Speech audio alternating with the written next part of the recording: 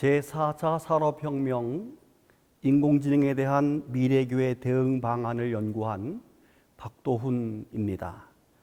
본 연구는 제4차 산업혁명의 기술적 특징 중 가장 크게 다가올 인공지능 로봇을 교회 안에 긍정적으로 받아들여 예배와 교육 현장에 활용할 수 있도록 실험적 방안을 제시하고자 합니다. 2016년 다보스 포럼에서 클라우스 슈밥은 제4차 산업혁명을 물리학의 기술과 디지털의 기술과 생물학의 기술이 기존 영역의 경계가 사라지면서 융합되는 기술적 혁명이다라고 표현했습니다. 특히 인공지능의 경우 이 세 분야 모두 서로 깊은 연관성을 가지고 있으며 각 분야에서 이루어지는 정보와 발전을 서로 주고받는 융합의 기술로 더욱 빠른 발전을 거듭해 나갈 것으로 전망했습니다. 우리 인류는 컴퓨터가 인간의 지능을 갖는다고 미처 생각하지 못했었습니다. 하지만 2016년 알파고와 이세돌의 대국은 인간의 과학적 산물인 인공지능이 인간의 지능을 뛰어넘기 시작했다는 결과에 승복할 수밖에 없었습니다. 인공지능이 발전하여 인간의 지능을 뛰어넘는 순간을 기술적 특이점, 싱귤렐러티라고 말합니다. 기술 변화의 속도가 매우 빨라지고 그 영향이 매우 깊어서 인간의 생활이 되돌릴 수 없을 만큼 변화되는 시기를 의미합니다. 레이먼드 커즈와일은 이 기술적 특이점의 원년을 2045년으로 예견하고 있습니다. 인공지능은 약한 인공지능에서 강한 인공지능으로 그리고 슈퍼 인공지능 순으로 진화하고 있습니다. 슈퍼 인공지능은 기술적 특이점 때문에 생겨난 것으로 인간보다 몇백 배나 뛰어난 지능과 능력을 가진 그런 존재로서 휴머노이드라고 불리기도 하고 인간형 로봇이라고도 불리기도 합니다.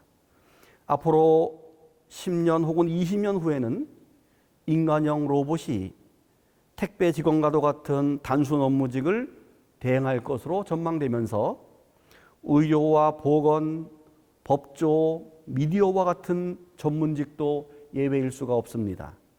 결국 인공지능과 우리 인간이 공존하는 시대가 다가오고 있다 하는 것을 우리는 알 수 있습니다. 그러나 기술적 특이점이 가져오는 부정적인 영향과 인류에게 재앙이 될 수도 있다는 의견들도 우리는 관가해서는 안 됩니다. 신학적인 관점에서 인간을 닮은 그 어떤 것들을 만들어내는 것은 분명히 하나님의 창조의 주권을 침해하는 것으로 보는 관점이 여전히 많은 현실입니다. 그러나 머지않은 미래에 하나님의 창조물인 인간과 우리 인간의 창조물인 인공지능 로봇이 함께 살아가는 현실에 대한 신학적 함의는 커다란 과제이기도 합니다. 본 연구자는 교회에서 인공지능 로봇의 활용에 대한 관심도가 얼마인가를 조사해 보았습니다. 응답자는 모두 601명이었으며 응답자 정보는 교재를 참고해 주시기를 바랍니다. 대부분의 응답자들이 머지않은 미래에 인공지능 로봇이 생활 속에서 많은 활용이 있을 것이라는 전망을 동일하게 인식하고 있었습니다. 머지않은 미래에 인공지능 로봇이 생활 속에서 많은 활용이 있을 것이라고 생각하십니까? 라고 하는 질문에 무려 92.6%가 긍정적인 답을 했습니다. 인공지능 로봇이 자신의 일을 돕는 도우미 혹은 비서의 역할을 한다면 받아들일 수 있습니까? 라고 하는 질문에도 464명으로 77.2%가 긍정적으로 받아들였습니다.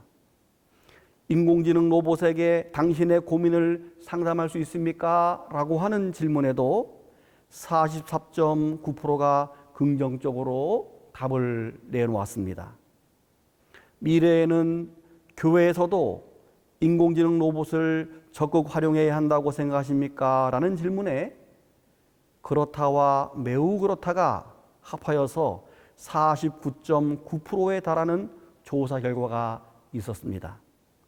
전체적으로 응답자들의 생각은 인공지능 로봇 시대가 본격적으로 시작되었다고 하는 점과 교회에서도 활용해야 한다는 생각에는 대부분 긍정적인 인식을 하고 있음을 조사를 통해서 알 수 있습니다.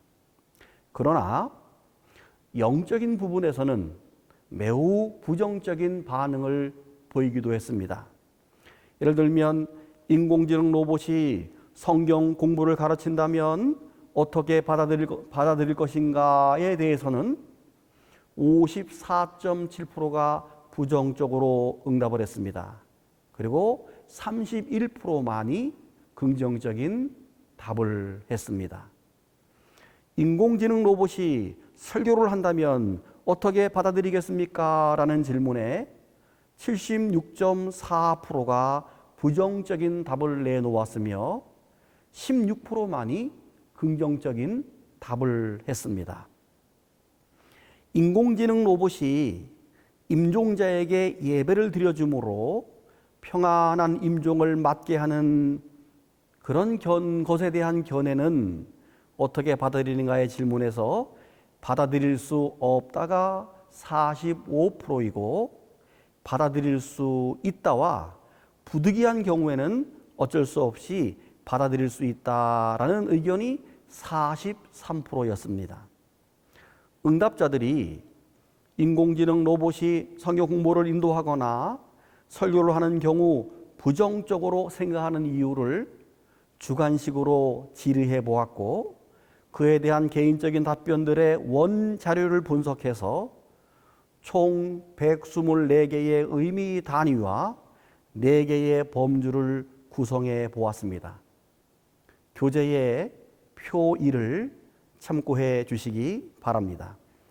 성경 공부나 설교 등 영성 관련 부분에서는 부정적인 반응을 보인 응답자들이 미래교회에서 그 활용 방안을 제안한 것도 있습니다. 예를 들면 행정이나 교육적인 지원과 교회의 안내, 주차, 서비스 제공, 시설물 관리 혹은 지식자료 보조자 역할 등으로 그 활용을 제안하기도 했습니다.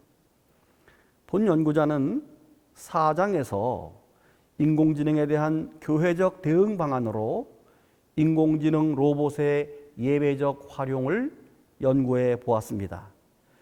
제4차 산업혁명 시대의 난제 중의 하나인 고령화 사회에서는 대부분의 노인들이 노인 요양병원 등에서 인공지능 로봇 간병사의 케어를 받다가 임종을 맞게 될 것으로 전망하고 있습니다. 특히 요즘같이 코로나19로 인해서 일반인들은 병실에 출입할 수 없는 경우 인공지능 로봇이 코로나 환자나 혹은 노약자들을 돌보거나 때로 그분들이 급하게 임종할 때 임종 예배를 드릴 수 있다는 장점을 우리는 생각해 볼 수 있습니다. 본 연구자는 인공지능 로봇 간병사가 임종자를 위해 예배를 인도함으로 평안한 임종을 돕는 상황을 실험적인 측면에서 가상 시나리오로 작성했습니다. 시나리오는 인공지능 로봇을 1인칭으로 하는 시나리오와 임종 예배를 받아들이는 임종자를 1인칭으로 하는 시나리오 두 종류로 작성을 해보았습니다. 시나리오는 책자를 참고해 주시기를 바랍니다. 또한 인공지능 로봇을 활용한 교회 교육도 역시 가상체험 시나리오를 실험적인 측면에서 작성했으며 책자에 그 내용이 담겨져 있습니다.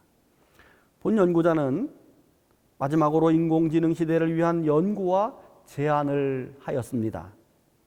인공지능 시대를 맞아 교회의 모든 분야를 디지털 트랜스포메이션화해야 한다라고 제안했습니다. 또한 착한 로봇 만들기 프로젝트를 제안했습니다. 기업들은 이미 경제적 가치를 창출하려고 성인 로봇이나 악한 테러 범죄를 목적으로 악한 로봇을 앞다투어 개발하고 있는 이때에 인공지능 기술이 하나님을 향한 도전이 아니라 인류 발전을 위한 노력이 되도록 국제적 함의를 이루어야 하는 것입니다. 그리고 미래 이슈와 미래교회 네트워크를 제안했습니다. 미래창조과학부 미래준비위원회는 불평등 사회와 저출산 고령화 사회, 초연결 사회 등 9가지 미래 이슈를 발표한 바가 있습니다. 기독교계 역시 미래준비위원회를 설립해야 하고 사회 주요 이슈를 다루는 연구기관 구성이 매우 시급합니다.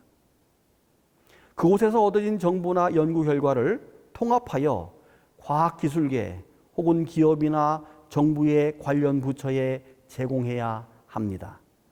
이를 위해 기독교 빅데이터 베이스 구축을 해야 합니다.